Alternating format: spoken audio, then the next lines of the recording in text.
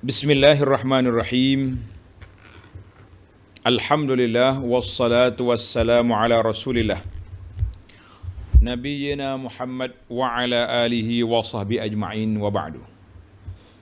Muslimin dan muslimat, para pelajar, para penonton sekalian, Assalamualaikum warahmatullahi wabarakatuh.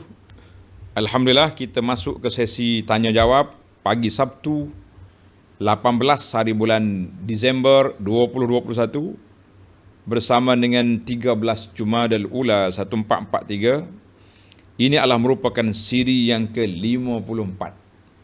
54 siri tanya jawab. Soalan yang pertama, ramai jemaah bertanya tentang Pondok Sungai Durian. Pondok Sungai Durian. Ataupun nama penuh dia Madrasah Muhammadiyah. Madrasah Muhammadiyah. Minta sebut secara ringkas penubuhan dia dan operasinya sekarang. Baik, terima kasih kepada ramai yang bertanya tentang masalah ini, tentang hal pondok. Yang pertama, pondok ini diasaskan oleh arwah bapa saya, Allahyarham, Tuan Guru Haji Abdul Rahman bin Sulaiman. Haji Abdul Rahman bin Sulaiman diasaskan pondok ini pada 10 Safar 1378 bersamaan dengan 4 hari bulan Jun 1958. Bermakna pondok ini sudah berumur 63 tahun lebih. Bukan baru. Bukan abu anah punya. Saya hanya meneruskan apa yang telah diasaskan oleh arwah bapa kita dulu. Jadi arwah bapa ni asas pada tahun 58. Dia dapat berkhidmat di sini selama 30 tahun. Dia meninggal pada tahun 1988. 88 dia meninggal. Kemudian disambung oleh adiknya, Tuan Guru Haji Ismail. Kemudian disambung oleh anak-anak dia Al-Bararah. Alhamdulillah, tuan-tuan doakan semoga anak-anak arwah ni istiqamah untuk berkhidmat di pondok peninggalan bapa ini sampai ke kita, sampai akhir umur kita, dan disambung oleh cucunya pula, insya-Allah. Itu dari sudut asas. Pondok ini terletak di Kampung Sungai Durian. Itu nama dia, Pondok Sungai Durian. Nama kampung yang saya duduk ni Sungai Durian. Pondok saya ni dilingkungi oleh sungai. Ini musim banjir macam ni, kita kebimbangan ni takut air naik. Tapi insya-Allah naik ujung-ujungnya kot.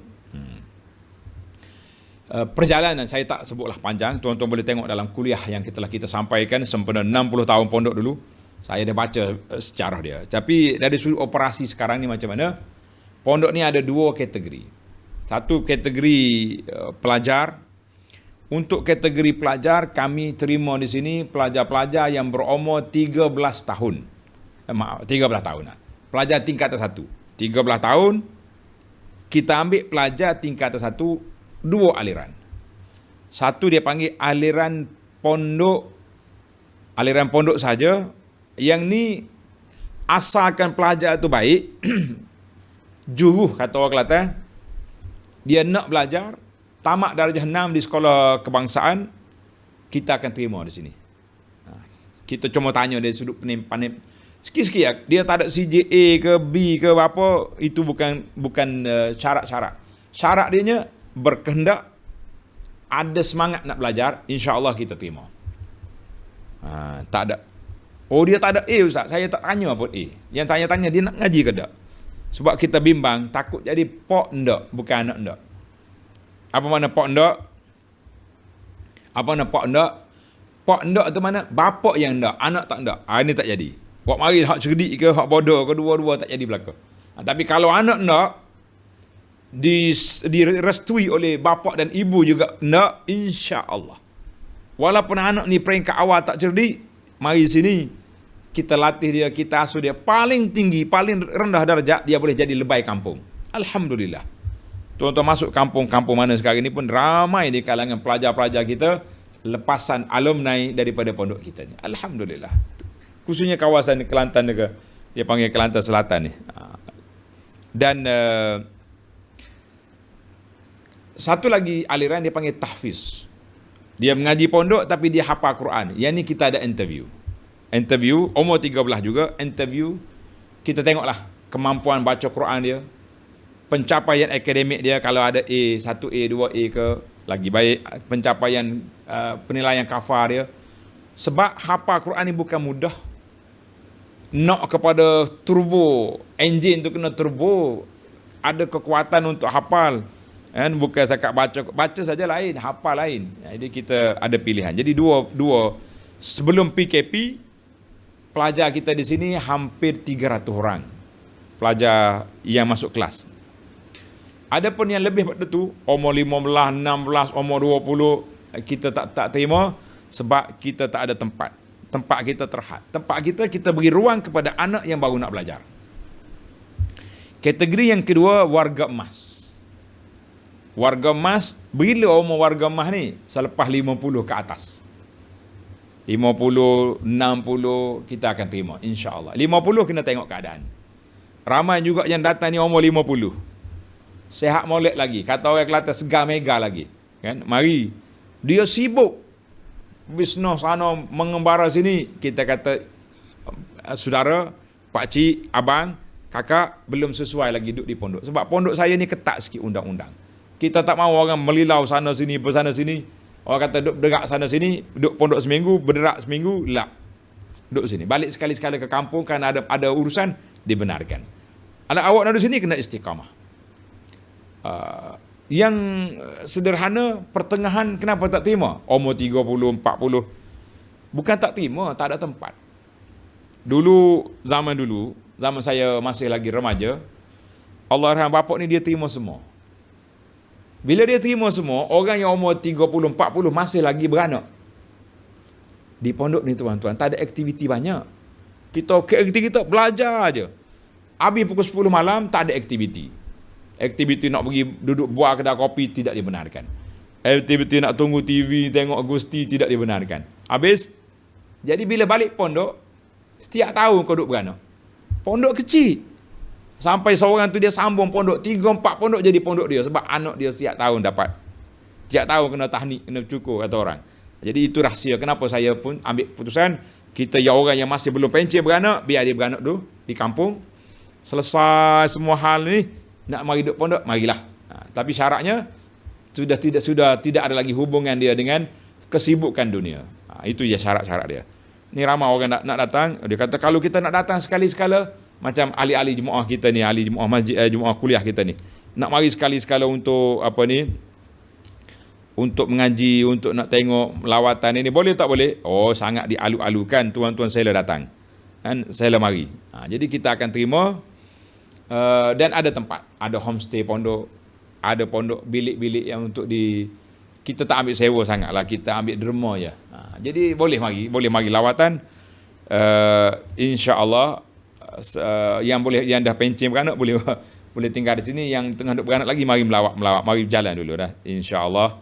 Mudah-mudahan tuan-tuan dapat sesuatu faedah daripada perancangan yang pondok yang kita ada ini. Alhamdulillah.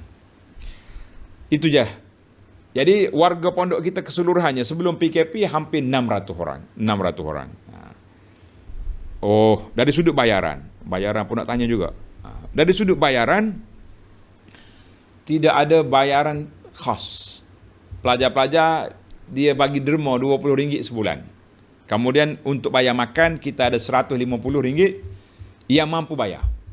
Yang tak mampu bayar, nak bayar 100, dibenarkan. 50 benar. Tak ada langsung bayaran, alhamdulillah, daripada tabung kebajikan yayasan pondok kita ni, inilah yang tuan-tuan infak inilah, kita bagi makan kepada pelajar-pelajar yang tidak mampu bayar yuran. Kita kata jazakumullahu khairah. Warga emas kita tak bagi apa ni, asrama, kantin, kita bagi dapur. Setiap pondok ada dapur. Sebab orang tua-tua ni dia tak selera makan yang asrama tu, dia suka makan budu, makan apa ni, tempoyak, makan pucuk paku. Jadi biar dia masak sendiri. Itulah keadaan. Bayaran tidak ada, cuma derma untuk bayaran air dengan elektrik sebulanan adalah RM20, RM30 sebulan. Itu je yang ada. Sewa-sewa tak ada. Setiap orang mari buat pondok sini, dia kena niat wakaf. Kena niat apa? niat wakaf. Kalau dia mati, pondok tu jadi wakaf, orang lain duduk. Anak nak mari tuntut bayaran, lah. Kalau dia sakit pun macam tu juga. Dia balik, kemudian bila dia sihat balik nanti, insya-Allah dia datang mari semula, dia duduk balik pondok dia ataupun cari pondok lain. Itu je maklumat saya. Sistem pengajian sini agak ketat. Setiap kali lepas solat kita ada kuliah, kecuali selepas solat zuhur. Sebab solat zuhur waktu pelajar-pelajar kita nak makan. Baiklah, yang terperinci boleh tengok di web Pondok Sungai Durian, insya-Allah. Soalan yang kedua. Untuk pendaftaran ke maklumat, tuan-tuan boleh tengok dalam buku kita ni, kan? Ada nombor pejabat dan ada nombor setiausaha, boleh hubungi dengan Ustaz Yahya selaku setiausaha ataupun nombor pejabat. Saya sendiri takut tak sempat nak layan lah. Banyak sangat nak jawab soalan lagi, nak jawab pondok lagi. Baiklah, kita berpindah kepada soalan yang kedua. Boleh ke Ustaz terangkan secara terperinci? Dalam kuliah ni, Abu Ana banyak guna perkataan ibadat sunat. Tanda syukur kita banyak melakukan ibadat sunat. Apa maksud dia? Minta penjelasan. Terima kasihlah kepada yang bertanya. Sebab bila dia tanya apa yang dia dengar, bermakna tuan telah dengar kita punya kuliah. Kita kata Alhamdulillah. Baik.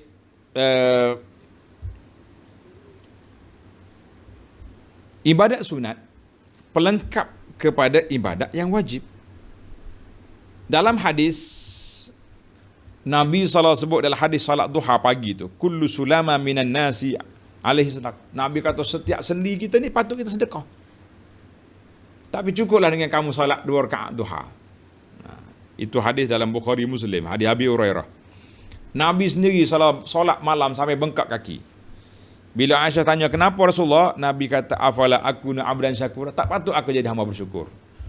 Dalam hadis yang sahih Allah Taala berfirman dalam hadis kursi, wa ma taqarraba ilayya, tidak adalah satu penghampiran diri, ibadat yang dekat kepada aku lebih aku suka daripada hamba aku melakukan ibadat yang aku wajib. Wa ma yazalu abdi yataqarrabu ilayya bin nawafil hatta uhibbah. Dan berterusan dia buat amalan sunat sehingga aku sayang kepada dia. Maknanya kita mengatakan amal wajib itu wajib. Kalau awak tak buat berdosa, tapi amal sunat tanda syukur. Allah syukur Allah beri pada kita nikmat sihat, kita tolong orang. Nikmat ada masa, ada kesihatan, kita ibadat, kita puasa, kita solat. Nikmat harta, kita infak. Nikmat ilmu, kita ajar. Itu tanda syukur. Jadi setiap nikmat yang digunakan itu kepada jalan kebajikan, maka itu tandanya orang itu bersyukur kepada Allah Azza wa Jalla. Siapa nak syukur, apa yang kita buat? Kalau nak syukur, apa kita buat? Iaitulah kita banyak melakukan ibadat-ibadat yang sunat. Ibadat yang wajib bukan tanda syukur. Itu tanda kepatuhan kepada Allah Azza wa Jalla. Tak buat berdosa, neraka jawab dia. Na'udzubillah. Soalan yang ketiga. Seorang ibu berkecil hati dengan kerana anak. Dalam soalan ini dia panggil anak touch and go. Touch and go berkata-katanya nak tukar pula dengan sistem baru pula ni. Apa makna touch and go? Maknanya kalau dia balik rumah mak ni, pergi jumpa mak, Assalamualaikum mak, apa khabar? Duduk sekejap, hilang. Mana pergi? Sewa hotel. Balik jauh. Waktu tak boleh merentah tu, tulis kat Facebook hari-hari rindu ke mak. Bila boleh balik, touch and go mak dia cakap. Mari jumpa aku sekejap. Kadang-kadang anak cucu pun tak turun dalam kereta. Nenek opa, ambil gambar selfie, prek-prek naik kereta, duduk di hotel. Macam mana? Kalau dia balik rumah saya pun, dia salam dengan saya pun salam gitu je. Olo-olo tangan, mak apa khabar, sehat? Bagaimana dengan anak ini? Kalau saya kecil hati sangat Ustaz. Saya tak nak bersalam dengan dia. Boleh ke tak boleh? Jawabnya tak boleh. Makcik, saya panggil makcik ke kakak lah kepada ibu ni. Ibu yang sedih. Anak yang touch and go ni, kita kata, kita dengan anak-anak, biarlah ada sifat rahmah, sifat kasih sayang dan sifat toleransi. Sama juga kita dengan mak. Kadang-kadang anak tak nak balik rumah bukan sebab rumah buruk, tapi sebab perangai yang ada pada ibu. Mak ni kalau dia tak suka dengan menantu, dia perli. Sepanjang hidup kita kena perli je. Jadi akhirnya mana orang nak tahan? Manusia ni ada perasaan. Ada kalanya mak baik, tapi bagi pihak anak pula bermasalah. Jadi nasihat saya kepada dua-dua pihak. Ibu, toleransilah dengan anak-anak. Kalau anak ada masalah tak nak balik rumah kita, kalau balik pun sekejap-sekejap, sekali-sekala peganglah tangan anak, gosok dahi dia, gosok kepala dia. Anak, mu ni kaya ke besar ke pangkat, mu tu anak aku. Kamu tak ada atas dunia ni kalau tidak melalui perutku. Kita bercakap dengan dia baik-baik. Aku beri kasih sayang kepadamu semenjak engkau dalam kandungan, sehingga kau baby. Ribu akulah tempat kau berak. Cakap baik dengan anak. Sentuh perasaan dia. Aku curah kepada kamu segala kasih sayang yang aku ada. Aku beri harta aku, kau membesar. Mendapat pendidikan sehingga kau jadi orang besar. Kenapa waktu aku sudah tua memerlukan kasih sayang kau tinggalkan? InsyaAllah akan ada titisan air mata daripada seorang anak. Setara mana anak nak sombong, setara mana anak nak besar, kalau mak cakap baik. Tapi kalau mak asyik duk perli je, sukar juga kita nak damaikan. Anak macam tu juga. Kalau dia baik, mak tak baik, cakap baik mak. Mak, apa yang salah saya mak? Mak cakaplah, saya ni mari daripada mak. Allah Ta'ala hantar saya hidup atas dunia ni melalui mak. Saya duduk bernafas hari ni pun, kita ungkit balik kebaikan-kebaikan ibu. Cakap betul-betul, mak nak apa sebenarnya. Kadang-kadang dua pihak tu bersalah. Ada kalanya sebelah anak, ada kalanya sebelah ibu. Sebab itulah bila makcik ni cakap anak dia balik tak hormat kepada dia, kita kata ginilah kak, makcik, kita muhasabah balik diri kita. Kita dengan mak kita dulu macam mana? Kita dengan ayah kita dulu macam mana? Ada tak perbuatan-perbuatan sebahagian daripada apa yang anak buat tu ada pada kita? Kalau ada, insaf. Kata orang, keruh air di kuala bermula daripada atas. Air tak keruh di bawah kecuali dia atas. Macam hari ni hujan lebat ni, di atas sana air di bawahnya akan keruh. Demikian juga kita. Kadang-kadang perbuatan anak itu Allah nak sedarkan kita dengan mak kita dulu. Macam mana keadaan? Ada kalanya begitu keadaan, dan ada kalanya kita juga bermasalah dengan ibu kita. Jadi mari kita muhasabah balik supaya kita tenang, anak kita tenang, cucu kita jadi orang baik, insya-Allah. Dua-dua pihak. Nasihat saya kepada dua-dua pihak. Jadi ketepikanlah sentimen perasaan kepada anak itu. Nak marah setara mana pun doa, ya Rabbi, jadikan anak aku anak yang soleh, jadikan anak aku yang barra li walidayhi, orang yang baik kepada dua ibu bapa. Jangan keluar daripada mulut ibu doa laknat kepada anak. Jangan sekali-kali. Di antara doa mustajab, doa ibu ke atas anak mustajab. Doalah yang baik-baik. Jangan sekali-kali doa yang tidak baik. Nanti kita akan menyesal tak sudah-sudah sampai mati. Baiklah. Allahu Akbar. Kita berpindah kepada soalan yang keempat. Jika orang berpenyakit buasir, afanallahu wa iyyakum, Allah Ta'ala selamatkan kita semua, dan Allah sembuhkan sahabat kita yang bertanya dan orang-orang yang seumpamanya dalam segala penyakit. Dikata ketika tawaf, umrah, haji, pakai pampers, nak elakkan darah menitis, kena pakaian, kotor masjid. Soalan dianya, apakah dia boleh pakai cawat ataupun pakai pampers tadilah? Maka alhamdulillah, soalan ini termasuk dipanggil pakai cawat atau pampers ini termasuk orang yang uzur. Orang uzur, yang pertama sekali, dia tidak berdosa. Dia tidak berdosa kerana pakai pampers itu. Tak berdosa. Sebab apa tak berdosa? Sebab dia uzur. Dia uzur. Cuma dalam keputusan muzakarah dan perkeliling, keputusan yang dibincang oleh ustaz-ustaz kita dalam bahagian bimbingan haji, dia cakap macam ni. Tuan-tuan tanda. Bagi orang laki-laki, orang perempuan tak ada masalah. Cuma masalah lain pula, masalah najis tak najis tu. Gini kita bincang tentang larangan ihram. Kalau laki-laki, pampers jenis yang bersarung macam seluar, Ada pempoh macam seluar. Maka macam seluar dalam, itu kena dam. Dam tu dam takhir je. Maknanya sekali kita pakai semua sekali tu, kita kena bayar, kena bagi makan 6 orang miskin dalam RM60. Itu je. Kalau bayar pun hilang daripada was-was. Kalau tak bayar kita bimbang pula. Balik nanti duduk was-was sampai tua pula. Jangan. Bagi saya elok bayar walaupun ada khilaf. Tapi kalau pakai pampers jenis zip ni, macam pampers baby ni kan, prek tepek ni, yang tu tak kena fidyah, tak kena dam.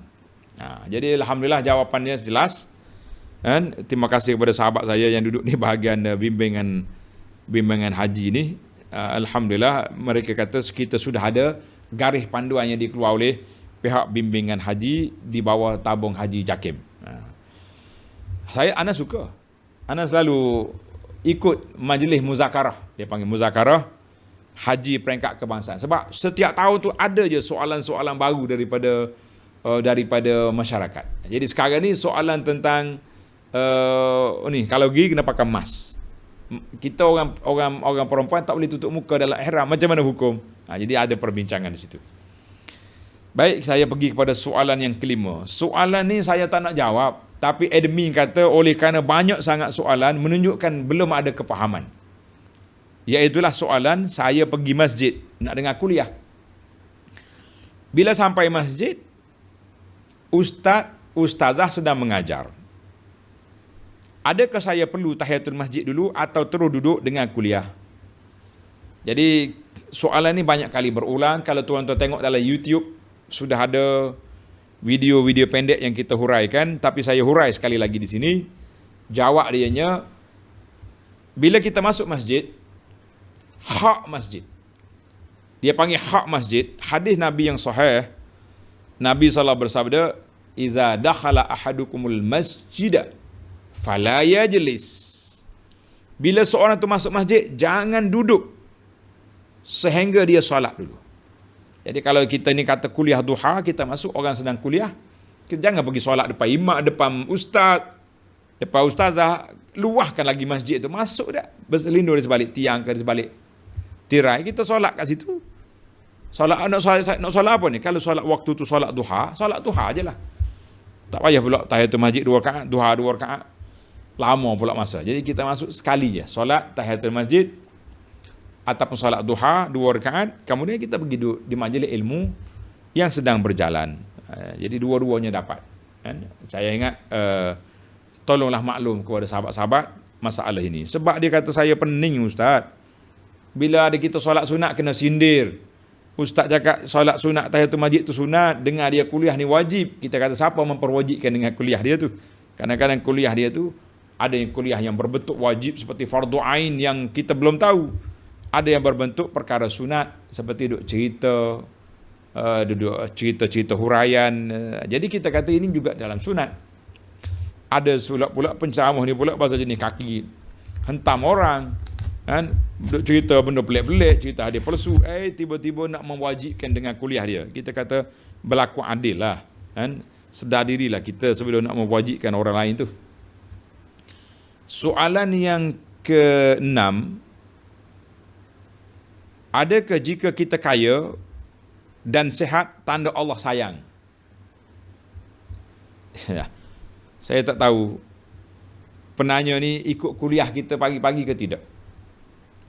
Kalau tuan atau puan yang bertanya ni ikut kuliah, orang yang kaya, orang yang hebat, orang yang ramai pengikut siapa? Siapa dia? Abu Jahal.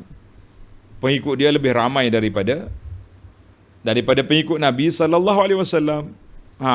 Nak kata apa? Nabi-Nabi zaman dulu pun sama juga. Bukan makna Tuhan bagi tu mesti Tuhan sayang dia bagi. Kan dalam salah satu daripada ayat yang kita baru tadabbur, salah satu daripada hujah puak kafir kata dia betul sebab aksara amwalan wa auladan, kami lebih ramai anak, lebih banyak harta daripada Nabi. Macam mana dia betul? Ini hujahnya. Jadi kita kata tidak. Dalam sebuah hadis Nabi SAW, hadis riwayat Imam Ahmad daripada Uqbah bin Amir. Tanda hadis ni tuan-tuan. Qala sallallahu alaihi wasallam, "Idza ra'aita Allah yu'til 'abda minad dunya 'ala ma'asihi ma yuhibbu fahuwa istidraj." Kalau kamu tengok seorang hamba Allah Ta'ala itu banyak rezeki Tuhan bagi, tapi dia ahli maksiat, maka itu bukan tanda Tuhan saya, itu dia panggil istidraj. Allah nak bagi kemewahan supaya dia makin lara, makin jauh dengan Allah. Na'udzubillah, kita minta berlindung dengan Allah Azza wa Jalla. Kemudian Nabi kita baca ayat, falamma nasu ma dzukkiru bihi fatahna alaihim abwaaba kulli syai' hatta iza farihu bima utu akhaznahum baghtah. Jadi orang dulu bila mereka tak ingat ke Tuhan, Allah Ta'ala buka kepada mereka pintu-pintu kebaikan, pintu-pintu rezeki, pintu luas. Bila mereka lara, mereka leka, akhaznahum, Allah akan ambil tindakan ke atas mereka dalam keadaan mereka tak sedar. Jadi kita kata tidak. Sebagaimana kata Ibnu Mas'ud, Allah Ta'ala yu'til mal man ahabba wa man la yuhib. Allah Ta'ala bagi harta ni kepada orang yang dia sayang, orang yang tak sayang. Wala yu'tid al-akhirah. Dalam riwayat kata, wala yu'til iman illa man yuhibbu. Allah Ta'ala tak beri iman kecuali kepada orang yang dia sayang. Jadi kekayaan dunia bukan makna Allah Ta'ala suka. Ada yang Tuhan suka, bukan kata tak ada. Tapi nak kata ini dalil Tuhan suka, dalil Tuhan sayang kita, kita kata la. Tengok, dia panggil istidrak. Ada orang berjuang lama dia tak dapat pangkat kedudukan. Tiba-tiba bila dia pergi lompat sana dapat tinggi darjat, kita kata itu belum tentu Tuhan sayang. Boleh jadi Allah nak istidrak, nak lampung dia naik tinggi untuk orang tengok kelemahan dia. Na'udzubillah. Jadi kita kata itu bukan tanda Tuhan sayang. Cuma sebagai seorang yang beriman, bila kita dapat rahmat, dapat rezeki, hendaklah kita syukur pada Allah. Biar Allah Ta'ala beri kepada kita rezeki, nikmat yang baik ini sebagai nikmat yang Allah sayang kepada kita, insya-Allah. Yang ketujuh, menarik juga soalan dia.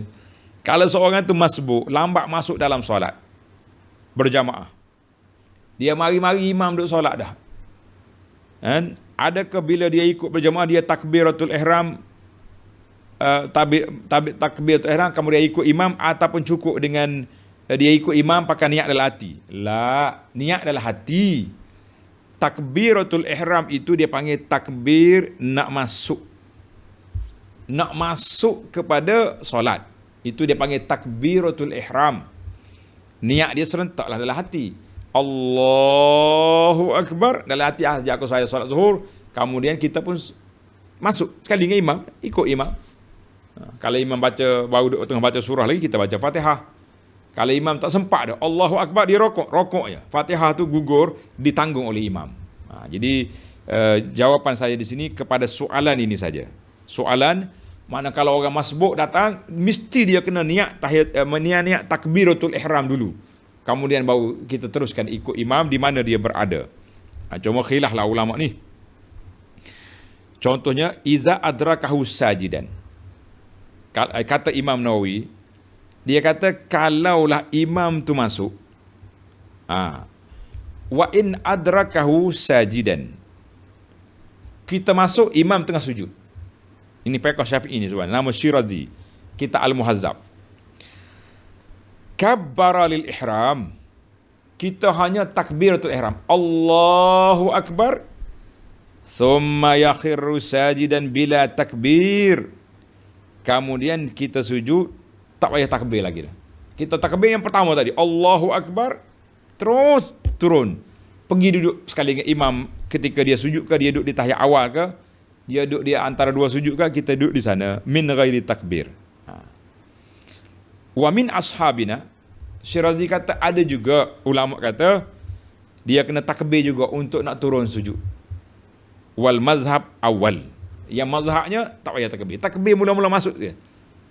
Jadi tuan-tuan, menarik ni, panjang ni kalau saya nak hurai cerita takbir ni, tapi saya transfer maklumat ini, tuan-tuan pergi kepada syarah kita kepada kitab Al-Mu'tamad dalam bab muwafiq masbuk, panjang dah cerita di sana. Jadi soalan kepada kepada soalannya, kalau orang itu masuk pun mesti takbiratul ihram tu, kemudian baru dia ikut imam. Niat dalam hati, betul, niat dalam hati, tapi takbir itu kena. Dia panggil rukun yang pertama, iaitu takbir, beserta dengan niat. Dua-duanya serentak. Baik, kita pergi kepada soalan yang ke-8. Boleh tak kita menolak pemberian wasiat? Jadi wasiat ni ada banyak jenis. Ada contohnya kita kata orang ni berwasiat, kalau saya mati beri duit kepada fulan. Kebetulan fulan tu orang kaya, dia kata tak payah, baiklah bagi pada orang pakai miskin. Dia nak menolak wasiat tu boleh tak boleh? Itu hak dia. Hak orang yang penerima wasiat. Kita tak wajib terima wasiat. Tapi eloknya kita terimalah wasiat, sebab orang berwasiat tu dia mengharapkan kita bantu dia lepas pada dia mati ke bagaimana. Jadi kata di para ulama, wasiat itu boleh diterima kecuali wasiat yang menyalahi syarak. Contohnya, saya baca satu fatwa menarik ni. Fatwa ni dalam fiqh Syafi'i yang dikeluar oleh majlis fatwa di Urdun, di Jordan. Bagus dia ni. Dia kata apa? Ausa walidi qabla wafati, ayah aku wasiat. Ini banyak kes berlaku ni. Ayah dia wasiat, kalau aku mati, harta aku ni kamu bagi sama rata. Laki-laki perempuan sama banyak. Adakah wasiat ini ditunaikan ataupun tidak? Jawab Tuan Syekh kata, ahli fatwa ni kata, fala tasih hazil wasiat. Wasiat macam ni tak sah. Lish? Kenapa? Sebab wasiat bertembung dengan nas. Nas lizzakari mislu hazil unsayaini. Bagi anak laki-laki 2 bahagian, anak perempuan seorang. Tapi ayah dia wasiat, so ayah dia telah langgar nas. Dan Nabi juga sallallahu bersabda, la wasiyata liwaris. Tak boleh wasiat kepada waris. Habis, macam mana nak buat dengan wasiat ayah ni? Wasiat ini boleh diluruskan sekiranya adik-beradik laki-laki terima. Terima bi nafsin. Dengan hati yang tenang. Baru boleh. Dengan hati yang tenang. Maknanya, ramai orang datang jumpa dia kata, Ustaz, kami nak bagi adik-beradik sama rata. Boleh? Boleh, tapi dengan syarat semua laki-laki tu setuju, ikhlas bahawa boleh sama rata. Sebab bagi dia banyak. Yang perempuan dapat 1, dia dapat 2. Kadang-kadang orang yang tak setuju tu memang dia tak ada harta sungguh. Yang perempuan tu walaupun dia miskin, tapi suami dia, keluarga suami tu kaya. Maknanya kalau potensi untuk suami dapat harta pusaka pun banyak. Jadi kita tengok, sebab itulah kita ni tak boleh tengok kita saja miskin. Kami dalam adik-beradik ni, adik-beradik perempuan ni seorang yang miskin. Dia yang miskin. Kita tak tengok pula dari sudut harta pusaka suami dia macam mana. Oh, suami dia keluarga kaya. Oh, kalau mati ayah dia kak, 5 pintu rumah sewa dapat. Tengok. Itulah kita kata yang Allah Ta'ala syariat ni tuan-tuan dan puan-puan. Jangan fikir dengan sentimen perasaan kita. Kita kena fikir hikmah di sebalik setiap apa yang Allah Ta'ala syariatkan itu. Maknanya kalau wasiat itu bercanggah dengan undang-undang Islam, maka kita mengatakan wasiat itu boleh kita tak terima dan memang kita tak payah terima. Tapi kalau wasiat yang biasa-biasa je, atas kita lah nak terima tak terima. Tapi seeloknya kalau boleh lah kita terima lah orang wasiat. Cuma wasiat tu kena tengok juga jenis. Yang pertama, kalau wasiat bercanggah dengan syariat, tak boleh terima. Yang kedua, wasiat yang bercanggah juga dengan keadaan, tak boleh terima juga. Saya ada seorang sahabat saya ni. Ini wasiat ni saya rasa ada orang setuju, ada orang tak setuju. Kawan dia rapat, belajar sekali. Bila kawan ni sakit nak mati, dia berwasiat. Dia wasiat kepada sahabat rapat dia ni, kalau aku mati, setelah tamat iddah bini aku ni, aku minta tolong kau ambil dia, jaga dia sekali dengan anak-anak ni. Anak pula ramai. Jadi satu bebanan lah bagi kawan dia ni. Dah lah anak dia peramal dah, nak ambil anak yang kawan ni pula, ambil isteri tu jadi bini lah, maksud ambil tu. Saya dengar kawan saya tu terima wasiat. Kita tanyalah bawa muslimat kita ni, puan, kalau ada macam ni juga orang lain wasiat pada suami awak, macam mana keadaan? Oh, Rama giling kepala. Jangan Ustaz, jangan buka pintu ni. Nanti Rama pula berwasiat, susah pula kami. Kita kata setakat itulah dulu saya nak bincang. Jadi isu terima wasiat ni pun isu yang panjang jugalah tu. Jadi kita pindah kepada tajuk lain lah pula. Soalan yang ke-9, saya dah mandi wajib selepas yakin darah nifas berhenti pada hari ke-50. Tuan-tuan kena ingat, nifas ni dalam mazhab Syafi'i paling lama dia berapa hari? 60 hari. 60 hari. Ada pula mazhab lain, contohnya Ibnu Qudamah kata, wa aktsarun nifah yang paling banyak sekali 40 hari je. Inilah palingan ramai ulama'nya dan majoriti ulama'nya mengata sedemikian. Jadi khilaf ulama'. Imam Syafi'i dan ada riwayat daripada Imam Malik 60 hari. Mazhab Hambali kata 40 hari. Jadi biarlah tempoh tu. Yang pentingnya soalan kepada adik kita ni, dia nifah dia lepas 50 hari berhenti darah. Kemudian dia mandi siap-siap, solat dan sebagainya, tiba-tiba keluar pula ada cecair warna perang ke apa dia? Warna perang. Sebab dulu ada senang dia panggil i pepek dengan i taling. Sekarang ni kena baca dengan baris, perang. Jadi saya tak pasti adakah dia tu darah cecair yang masih lagi dalam nifas atau tidak. Kita kata kalau dah berhenti, insya-Allah bukan nifas itu. Itu darah lain, boleh jadi dengan sebab dia dah lebih pada masa dah. Jadi soalan dia, perlukah dia bayar kafarah sebab dia sudah mengadakan hubungan dengan suami? Bagus soalan direct macam ni. Cuma saya senyum sikit. Kata macam mana orang tua kata 100 hari dulu. Kan ni 50 hari dah ni. Langgar SOP. Sebab itulah budak-budak sekarang ni dia tak suka bersalin di kampung. Banyak sangat pantang larang. Ikan kering yang makan. Kan? Yang tu yang ni tak boleh. Jadi bersalin di bandar okey je. Baiklah. Yang penting soalan kepada saudari ni, insya-Allah tak perlu di kafara dan tak payah baik sebab masanya sudah jauh tu 50 hari. Benda tu pun benda khilaf dah di kalangan ulama. Tapi kalau dia bersambung straight tu, kita kata mungkin lagi. Tapi perbuatan itu setelah berhenti. Jadi tak ada lagi mahdur. Tidak kata dia melakukan persetubuhan waktu dalam nifas. Wallahu alam. Tenang-tenanglah, jaga anak baby besar-besar.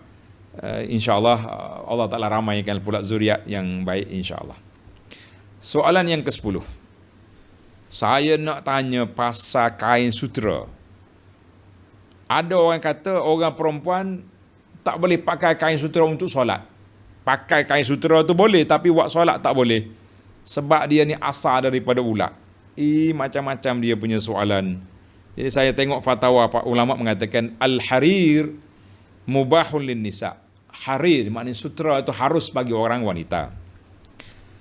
Dan emas dengan perak juga harus bagi wanita. Jadi emas tu haram bagi laki-laki, sutera haram bagi laki-laki. Jadi oleh kerana sutera itu sudah bersih, sudah jadi kain, walaupun asalnya ulat, qas dia panggil ulat sutera tu. Jadi tidaklah menjadi satu kotoran. Kalau nak kira, jadi tak kotor. Tak ada pula Nabi kita kata halal bagi wanita umat aku pakai sutera kecuali untuk solat sebab dia kotor. Kalau dia tu kotor, najis, kenapa kita boleh pakai? Mana ada boleh pakai najis? Jadi tak payah. Jadi kadang-kadang ada juga pandangan-pandangan yang ketak-ketak daripada sebahagian daripada ustaz ataupun pak lebay kita ni. Sebab itulah kita kena banyak murajaah, banyak banyak kaji juga kan. Insya-Allah tidak ada larangan. Pakailah sutera bagi wanita, laki-laki jangan. Soalan yang ke-11, sepasang suami isteri bercerai, tak tahu kelahi apa pula, bercerai. Dalam iddah suami meninggal. Maknanya iddah dia belum tamat lagi tempoh 3 bulan tu, tiba-tiba mati suami. Apakah si isteri kena berkabung 4 bulan 10 hari ataupun teruskan iddah yang pertama? Jawab dia, na'am. Kata di para ulama, iza mata zauj, apabila suami mati dalam tempoh iddah raj'i, daripada dalam tempoh iddah raj'i, maka dia bertukar semenjak hari mati tu. Contohnya orang dah 3 bulan dah iddah dia, berapa hari lagi nak habis, tiba-tiba suami dia mati, maka dia kena tukar daripada 3 bulan nak habis, dia kena ista'nafat, dia kena mula iddatul wafa 4 asyurin wa 10, 4 bulan 10 hari, tukar change daripada iddah bercerai kepada iddah mati 4 bulan 10 hari. Kata Ibnu Munzir, ajma' ijma' semua ulama man nahfaza anhu min ahli ilmi ala zalik. Makna iddah ni kalau mati dalam iddatul raj'ah, dia kena bertukar daripada iddah cerai kepada iddatul wafah. Dan puan jangan marah. Allah, aku nak habis iddah esok hari dah. Mati pula orang tua ni. Jangan marah. Kena tanya pula soalan yang kedua, boleh pusaka ke tidak? Jadi masih lagi dia panggil masih lagi dalam hubungan suami isteri. Cuma diberi masa untuk bertenang. 3 bulan lebih tu dia berfikir nak sambung ke, pakai putuskan. Jadi itulah keadaannya. Soalan yang kedua, apakah hukum jika makmum asyik bermain handphone, berwhatsapp ketika khatib baca khutbah Jumaat? Bagaimana nak menegur perbuatan ini? Allahu Akbar. Ini di antara bala akhir zaman ini. Kan? Bala duk main WhatsApp ketika imam khatib sedang berkhutbah. Jadi dalam hadis Nabi kita larang, man massal hasa faqad lagha.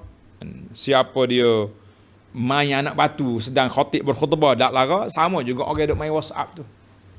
Dia duk main WhatsApp. Duk hantar sana hantar sini. Apalagi kalau tengok cerita tengah khutbah lagi dahsyat. Sama jugalah tuan-tuan yang duk main WhatsApp waktu orang duduk kuliah ni pun sama juga. Saya tak main ustaz, saya catat amat saya tulis apa yang ustaz cakap. Kalau tulis tak apa. Tapi dalam khutbah tu eloknya tak payah tulis lah dulu. Saya tak ingat. Handphone kita ni boleh rakam. Khutbah kita rakam. Lepas khutbah nanti kita dengar balik. Skrip terapa dia panggil, tulis balik apa yang kita dengar itu, poin-poin yang besar. Boleh je. Jadi keluarlah daripada lara ketika khutbah ini dengan duk main handphone, duk main. Sebab itulah sebahagian pada majlis fatwa di Malaysia, fatwa Kuala Lumpur contohnya, kutip derma waktu khutbah dilarang. Saya setuju. Kalau main batu tak boleh, kenapa pula duk main kutip derma pula waktu orang duk khutbah? Itu fulus. Fulus lain macam pula kan. Ada setengah fatwa kata tak boleh. Kita kena benarkan kerana inilah waktu kita nak kutip duit. Tuan pengurusi masjid, Allah panggil mari solat Jumaat bukan untuk kutip duit, untuk fazkurullah, untuk kita ingat kepada Allah Ta'ala, kita dengar khutbah dengan nasihat. Lepas khutbah kutiplah duit. Banyak lagi masalah lain. Kenapa nak ambil masa tu? Jadi kita kena hati-hati tuan-tuan. Pergilah solat Jumaat dengan ikhlas, dengan nasihat, dengan khutbah. Jangan duk main handphone, jangan duk main batu, jangan duk main benda-benda yang melarakan kerana rugi kita dalam masalah ini. Soalan yang ke-13. Adakah hadis yang menyebut tentang siapa yang tidak ada dalam hatinya niat untuk berjihad, untuk mati syahid, apabila dia mati, orang ni mati dianggap sebagai jahiliyah? Ada hadis? Naam. Lafaz dia macam ni. An Abi Hurairah radhiyallahu anhu qala Rasulullah sallallahu alaihi wasallam, man mata wa lam yaghzu. Siapa dia mati, dia tak pernah pergi berperang. Maknanya orang ajak dia perang, tak pergi. Wa lam yuhaddis nafsahu bihi, tak pernah bercita-cita dia nak pergi berperang, nak pergi berjihad, nak pergi mati syahid. Mata ala syu'batin min nifaq. Orang ni mati masuk dalam satu cabang daripada sifat munafik. Ada hadis ini sahih, riwayat Imam Muslim nombor 3533. Qala an-Nawawi, Imam Nawawi ni rahimahullah, dia ada syarah kepada sahih Muslim. Annal murad, maksud hadis ini, siapa dia melakukan demikian, dia tak pergi berjihad, tak pernah bercita-cita nak berjihad, faqad asbahal munafiqin.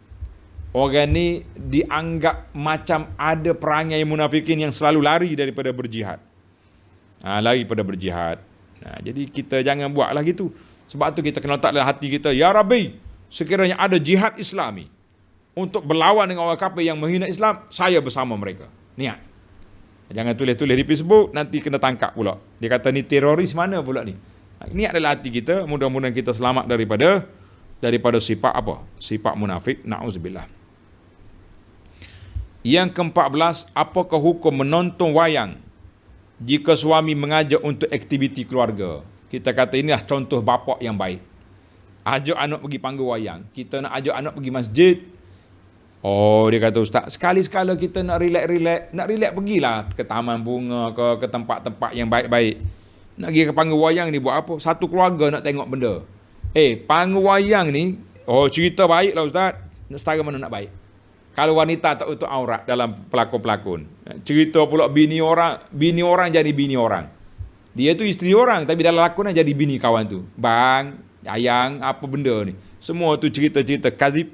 Tapi kalau cerita yang boleh memberi pulangan contohnya, tak payah lagi ke panggung wayang. Sekarang ni panggung wayang dalam poket tuan-tuannya. Tak cukup lagi ke dengan skrin yang ada di rumah ni? Dengan alat-alat yang ada di tangan. Nak pergi berpanggung-panggung juga, kita kata tuan-tuan kena ingat. Setiap perbuatan yang dibuat oleh ibu bapa kepada anak-anak, itulah didikan yang akan membesar. Nanti anak kita pula bila dia besar, dia bawa gawe dia pula pergi panggung wayang. Panggung wayang, apa nak buat? Jadi hati-hatilah kita. Carilah aktiviti yang bermanfaat untuk keluarga. Dan walaupun kita kata, ini cerita bagus lah Ustaz. Cerita perang, kita kata cari tempat lain lah lebih baik. Suami, bawalah anak-anak pergi ke tempat yang bermanfaat dah. Kita berjalan di taman bunga ke di tempat taman. Lebih baik berpeluh, berjalan, duduk diajar tempat tu. Jadi nanti anak kita terbiasa dengan benda ni. Itulah kehidupan dia. Kalau orang tegur, bapak saya ajar. Awak menyesal waktu tua nanti. Macam-macam lah. Soalan yang ke-15. Bolehkah kita beramal dengan pandangan mazhab Ahlus Sunnah? Maknanya mazhab lain pada mazhab kita lah. Tapi dalam kelompok Ahlus Sunnah. Abu Hanifah, Malik, Syafi'i, Ahmad, itu dia panggil mazhab Ahlus Sunnah. Selain pada mazhab Syafi'i, semata-mata kerana nak mudah. Boleh? Soalan dia ni soalan yang tak bagus. Dia kata kerana nak mudah. Contohnya untuk isteri tak batal wudu. Makmum tak perlu baca Fatihah solat. Jawabnya, kita ni kena ingat, kalau kita ambil pandangan lain kerana nak mencari kemudahan, nak cari rukhsah, tak boleh. Itu ulama kata la yajud tatabbu' rukhasal mazahib. Tak boleh kita cari benda yang mudah-mudah saja dalam mazhab. Akhir kali orang yang cari benda mudah saja ni, akhir kali dia tak hilang daripada agamanya. Na'udzubillah. Contoh orang nak kahwin. Nak kahwin dia cari mazhab mana yang paling mudah sekali. Mazhab Syafi'i lah. Kalau tak ada duit boleh butang, boleh ni. Ambil Syafi'i. Wali pergi pula kepada mazhab Abu Hanifah contohnya. Saksi pergi mazhab Malik. Akhir kali dia tak ada mazhab mana-mana. Dia gaul semua, itu dipanggil tatabbu' ar-rukhas. Orang ni keluar daripada pegangan agama.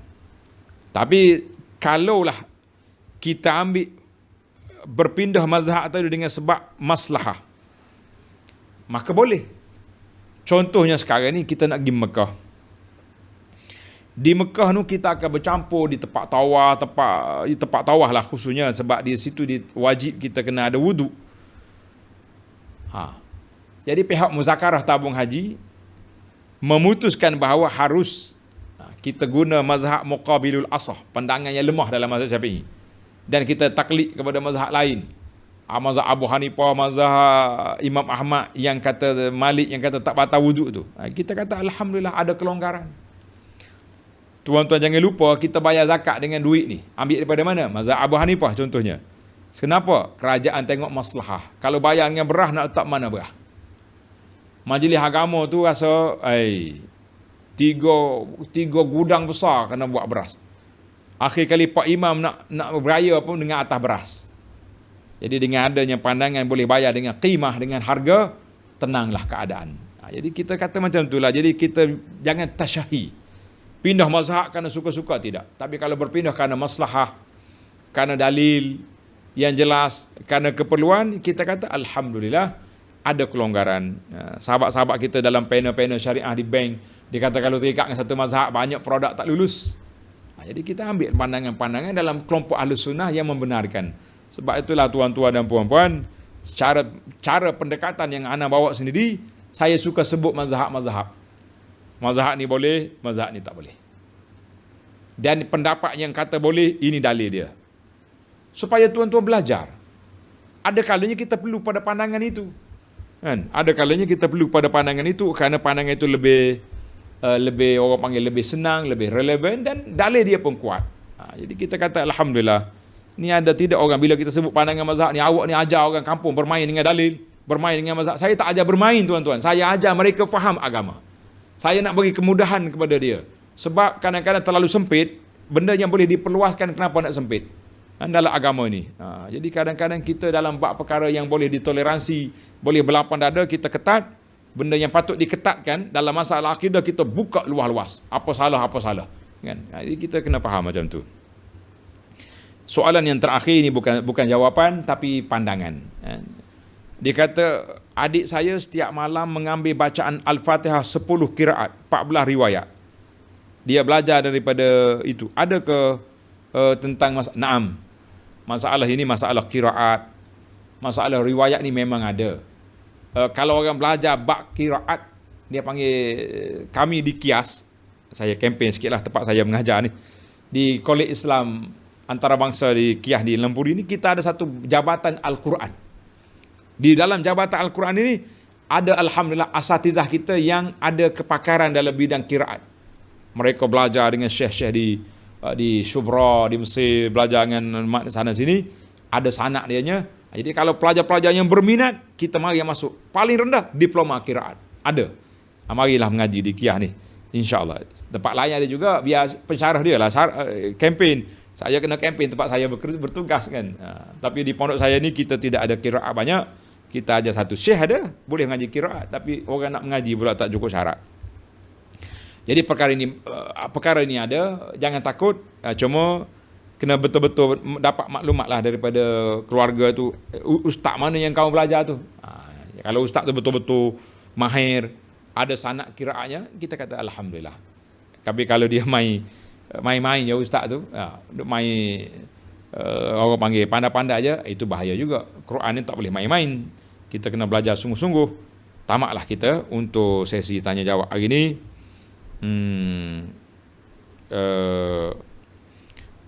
Cakap tu dulu lah, panjang dah ni. InsyaAllah kita jumpa lagi dalam siri yang akan datang. Untuk sesi tanya jawab, adapun sesi tafsir kita, besok kita teruskan perjalanan. Alhamdulillah pihak admin telah pun keluar. Ramai sangat bertanya tentang jadual Abu Anas ni. Jadi admin dah keluar jadual pengajian secara live untuk bulan 12. Saya kata buat bulan 12 lah. Mungkin bulan 1 nanti pihak kerajaan negeri Kelantan dah buka kuliah di masjid-masjid. Kita akan sambung balik lah. Saya banyak. Setiap dalam seminggu tu ada 2-3 masjid yang saya pergi dan kitab yang berlainan. Nanti tuan-tuan seronok nanti. Malam ni kitab lain, malam ni kitab lain. Tapi oleh kerana masa PKP ni saya ambil 2-3 kitab je. Alhamdulillah. Tuan-tuan kena ingat, saya dah khatam kitab musim PKP ni, kitab perjalanan ke akhirat. Dia panggil Al-Yaumul Akhir, khatam, berapa puluh siri. Amradil Ummah, penyakit umat, kita khatam. Dan kitab yang baru khatam pula ni, kitab kita ni, kitab Al-Wafi, khatam. Kita kata Alhamdulillah ini semua hikmah PKP. Mudah-mudahan Allah Ta'ala hilangkan PKP ni, kita nak balik mengajar semula kitab-kitab kita yang lama sudah tertangguh itu. Kan? Biarlah kita balik semula. Kita nak mengaji, kita nak tengok kitab-kitab yang tertangguh. Kita nak khatamkan kitab di masjid-masjid, insya-Allah. Tapi untuk jadual bulan 12 sebagaimana yang telah disebarkan itu. Yang belum dapat kitab, belum dapat jadual, boleh minta dengan admin. Yang nak kitab Perisai Muslim boleh minta. Soalan yang tidak terjawab boleh balik soalan, nanti admin kita akan hantar link video sebab banyak soalan ni berulang. Bila berulang kita tak sempat nak jawab. Jadi kita akan bagi link video yang telah dijawab.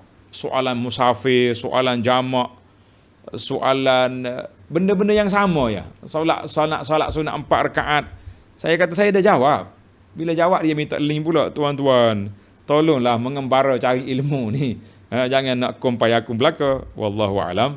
Itu bukan merepek itu. Saja saya suka-suka dengan para pelajar saya, nak bagi semangat mengaji. Baik, kita akhiri dengan tasbih kafarah. Subhanakallahumma wa bihamdika asyhadu an la ilaha illa anta astaghfiruka wa atubu ilaik. Wa sallallahu ala nabiyyina Muhammad wa ala alihi wa sahbihi ajma'in. Walhamdulillahi rabbil alamin. Wassalamu alaikum warahmatullahi wabarakatuh.